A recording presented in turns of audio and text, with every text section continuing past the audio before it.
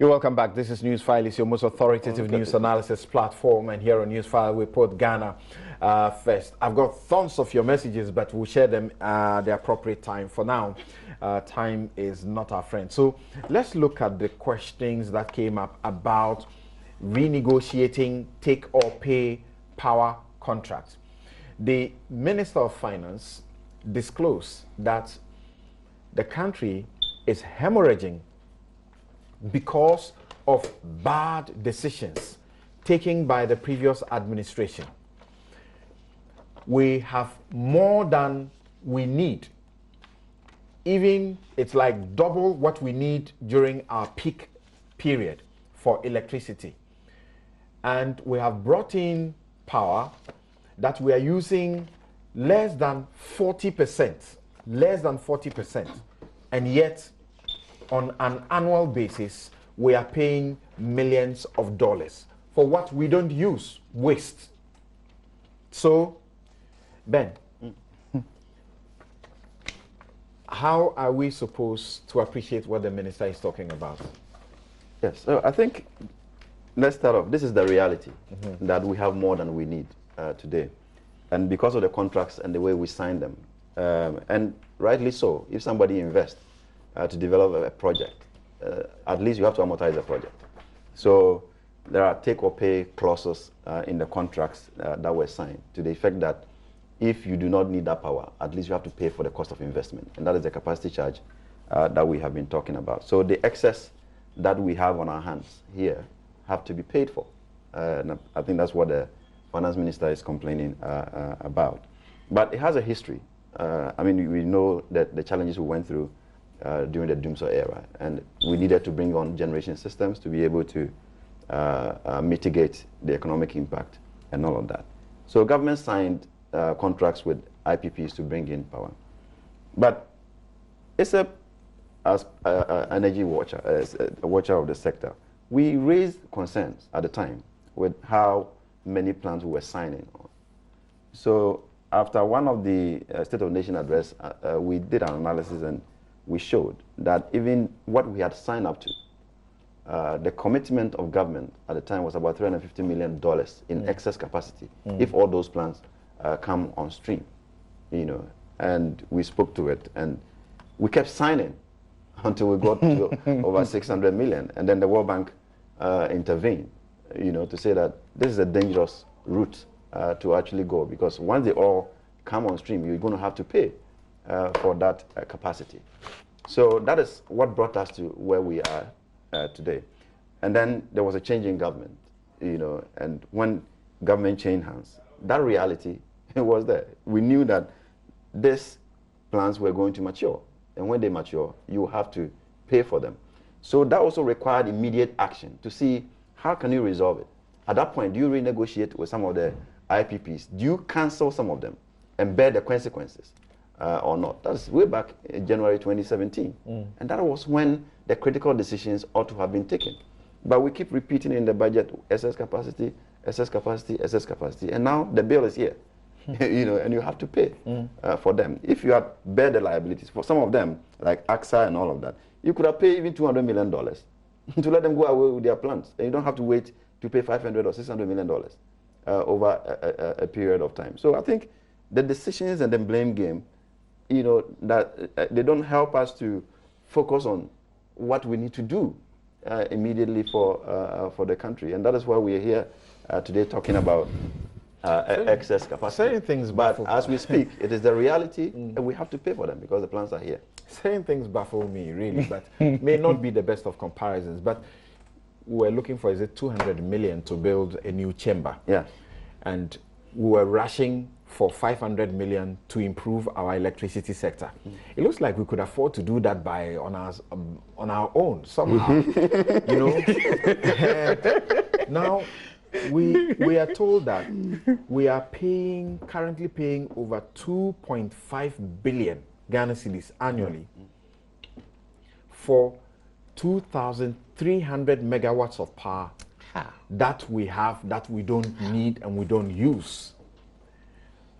Look, Prof, I don't understand this. What is this? I wish I could set the records before Prof. No, let him speak. No, because it's flawed. It's flawed. Yes. Okay, you want him to... That yes, is go flawed. Ahead. Go ahead. I have challenged the ministry to give us details of this information. Don't you think that is proper? It's proper. If you claim that there's a 5 billion to be paid, and it's because of so-called excess capacity, what you do is to provide that information. I am telling you. And when we get to the economy side, and we go to the appendixes, you will see that a chunk of this money is a result of MMDAs not paying the electricity. You are seeking to disprove it. So you show us the basis. But I think the point he was making was the excess. He says excess that capacity. there's a 5.1 billion to be paid Annually. That is what the minister says in his budget. Annually is And actually, no, he says that there's this debt that ought to be paid. When you go to the below the line, there is the gap, there's that and then gap there is there. also the... Yes, and says that it is because of excess capacity. And I'm saying that, give us that information. But you see, because Prof, I wanted to lay some foundation, then you can come from an independent point of view.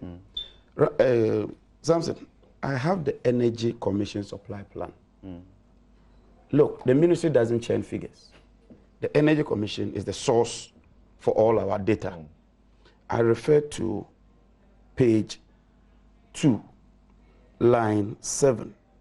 It says that in order to eliminate the load shedding in 2015, will require a minimum generation of 16,300 and something to 17,000 gigawatt hours, translating into an overall national installed capacity requirement of 4,200. This is advice from Energy Commission to me as a minister. They've also told me that cumulatively will consume between 10 and 12%. So if you use that 4,200 2015 and you do even a 10% compounding rate, today you should be having about 6,000 megawatts. So that is the basis I'm laying first of all. So let's put this aside. Number 2, we're supposed to be increasing access to electricity at a rate of 5%. Today, as I speak to you, almost 3 years under this administration, they've done just about 1.2%. So you will have excess capacity. Number 3, Samson, I hold this document. This is a document from the Finance Committee, signed by the chairman of the Finance Committee. As I speak to you, we had a program to convert our 161 line, the main one to Burkina, to 330.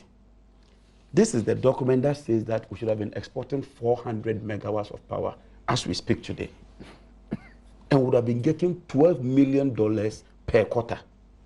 Because, and I'm quoting the chairman himself, the major tariff review by the PURC in March 2018, which decreased the transmission service charge, this reduced the revenue of Gridco by about 31% and led to a breach of the financial covenant the company signed with AFG.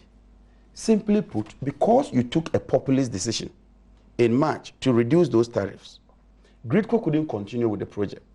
So power that we should have been exporting, 400 megawatts of that is stranded today. It has led to serious capacity charges. And now we are telling the ordinary Ghanaian that because of that, go and pay for that. I maintain the position. But John, that's not an entirely accurate representation. What is it? Okay, so quickly, we don't have time for. We don't have time. So we don't have time. So What you let read. him. I have a copy. I read the copy. Let him finish. I'm coming to you. Take it. So please go ahead. That because of this 31%, there was a breach. And so they suspended the funding. And because the funding was suspended, the program stagnated. And I'm saying that's a fact. So we have been exporting power today. I maintain the view. And my brother, we are in this sector today. In the sub-region, we are When said you to have the most expensive. It's not true. It costs. Listen to the minister. Let me quote the minister for you. Please let me quote the minister. This is Mr. Boachejaku's own statement. In 2000, Ghana's average electricity tariff was approximately 21 US cents per kilowatt hour. This is similar to average tariffs in countries in sub-Saharan Africa. This is the minister telling you this. But it's not. And yet you say that our there are problems with that we can point to, but it's not accurate. So the minister is wrong. Yes. He's wrong. On this number, he's wrong. He's wrong. Yes, yes. And then you can't believe, you can't trust But them. you know that buying power there's for a Cote d'Ivoire. subsidy. You were buying power for He Cote said- d'Ivoire. You know how much you were buying. No, I'm saying that Ghana's average tariff, Yes. the minister with a memo to parliament Yes. says that it is among the lowest compared to the rest. So you are admitting that there, in fact, is excess. Yeah, I'm coming quickly There, because in of fact, time. is excess power, There will be. and we are paying for that. Yes, because we didn't take steps to consume a lot of that power. And two, why you would need some excess power is that excess power is a form of insurance. When your system... This is in excess of your safety. Yes. And I'm saying that if you had pursued these programs, you won't have this excess above your safety margin. But, The 18 to 20% consumption is about 350 megawatts. It's 400. So let me tell you, if you take that 400, let me tell you, if you take that 400 and you take Togo, Yes. and you take Benin, Yes. and you take Valco, and you take access rates, Yeah. we should be consuming a chunk of this power. Number two, you and I know that you don't use install capacity to do analysis. Yes, I do. You So have to his have a install margin. capacity analysis is flawed. Yeah. So why Because do people we take procure? Williams install Why do we capacity of procure 400? what we don't need and then now begin to look at what we want to do about it? I am saying that Yes, what we're when procuring- you yourself started this whole issue of renegotiation, No, that what had to were you do, there were two renegotiating things. then? The renegotiation had to do with old plans. We said that, look, don't bring them on board. We are not talking of what is in the pipeline. Okay. They are committed projects and pipeline projects. We said that let's renegotiate pipeline projects. In any case, look, in this world, what is wrong with renegotiating at any time? I was going to make a final sorry. point. So what it is that you don't disagree with the minister. No, I disagree with the minister's about numbers. the need to renegotiate this because they don't And make I thought the sense. minister's point was that this take Yes. or pay could have been done in another way, such that we wouldn't have to pay until No, but we can come there. You see, the take or pay is not the problem. Sorry. Quickly. The Yes, problem it's not is the fact that you don't need it. Yes. Because Yes. if you can take it, And take or you pay don't is need not to a question new whether... No, And but take it or may pay be is a a problem it's not a new- because Yes, no, because the we are minister not in a said position- we will never be in that in a regime position again of right now. Take or pay. The minister. But He's that- flawed. yes, Ask him. It cannot be. How can it be? The contract How is can that signed. be? You cannot just say that I won't pay you. Why did they not do You that? have to pay. So why did the minister not do that when they were in power? Negotiate with the Asogli company is and a take or agree pay. on a roadmap. Asogli is a take or pay. Stop interjecting. Senate power is a take or Stop. pay. Thank you. Yeah, Sorry. So it's your turn, please. This I'm looking at. The reality on the ground is that we are making payments for power that we are not using. Yes. That's a fact. It's burning through our international reserves. The And you governor of- cannot store power. that's the issue. And then what's the recommendation? The issue of renegotiating and all of that. Then, because I listened to the former finance minister when he talked about it, they recognized this problem and they started that process.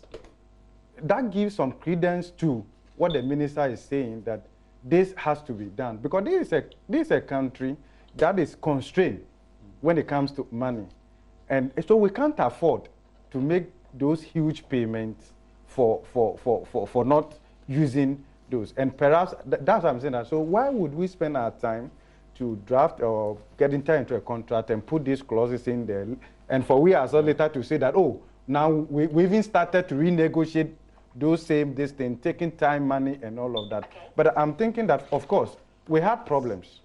There's no doubt about that. In our resolve to maybe solve these problems, we were not that efficient. The implication is what is burning through our international reserves when it comes to this dollar payment that we have to make. For which reason it will have implication even for the stability of the city, because these payments are denominated in dollars. Okay.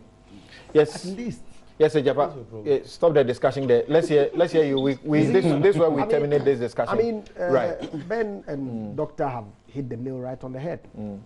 And indeed, the finance minister has confirmed. But he has a proposal that the experts say he's wrong on, because he can't have that. No, but you see, he was What mentioning proposal are you using referring to? installed capacity. So if you want to estimate the excess, you use dependable capacity. Yes. Because then you know that this plant is You ready can't use to install generate. capacity. You know, so if you use the dependable capacity, there's still a problem.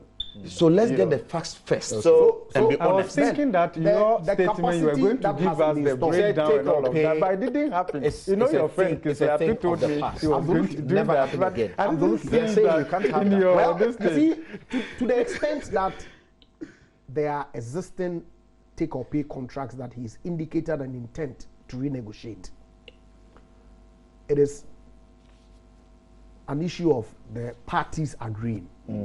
Yeah. But what I got the minister to be saying is that going forward, we are not going to execute take or pay agreements. No, he says he will not pay take or pay. He said that he was categorical. He said from It's a 1st contract. August. Yes, from 1st August. All take he or will only pays. pay for what he needs. won't pay. He's going to pay No, for no, only I what have he a uses. text. No, the budget is Oh, there. please, I'm reading the budget. Read the budget. Read it. Paragraph 152. Consequently, government has resolved as follows. To convert all take or pay contracts to take and pay but that contracts. cannot be Hold unilateral. on. Yes, I agree. Accordingly, starting August 1st, all take or pay contracts will be renegotiated. I thought that was These were his words. To convert to take and pay for both PPAs and gas supply agreements. So I'm saying that, yes, that's an intent. If you read on, he will tell you that he's not paying for what he doesn't need. Where does it say that he won't pay for what he doesn't need? Okay. I'm sure the essence of I that is that suppose- we You won't see, pay for this- something we don't need. Yes, It's going to absolutely. take a certain And so, process. you It doesn't see, depend totally on us. I would have wished that in some of these things we are honest about the issues. Yes. Yeah. And I'm making that statement directed at you. No, the John. minister. Okay. Who is decided Because to you use guys capacity? don't have the No, opportunity to to pay the continue falsehood. on this again. Samson, He just told you that the this is minister right cannot use place his own capacity. To end But you this. see, your We'll take a own break. letter. We'll come back, you reconstitute, know, and your continue own the letter discussion. is an I'm sorry. indictment of the position that you articulate.